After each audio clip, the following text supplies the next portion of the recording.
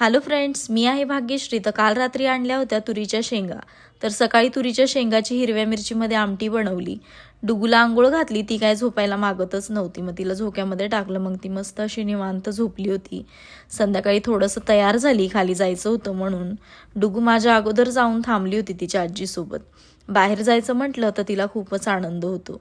संध्याकाळी वातावरण पण खूप छान झालेलं आणि 5च्या दरम्यान ताजं आणि घट्ट दूध भेटतं.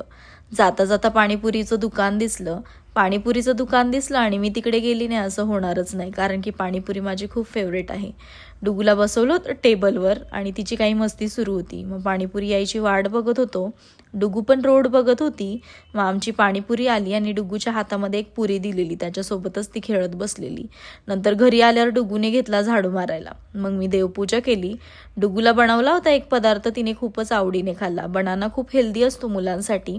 बनाना घेतला, त्याचे काप केले. त्यानंतर 2 काजू, 2 बदाम आणि 1 खजूर कट करून मिक्सरमध्ये टाकले आणि 1 कप दूध पण टाकलं आणि मिक्सरमध्ये वाटून घेतलं. मस्त त्याची अशी थिकनेस प्युरी बनवली, बाउलमध्ये टाकली. मग मला प्रश्न पडला होता की ती खाईल की नाही. ती तिखट खूप खाते पण तिला गोड खायला आवडत नाही.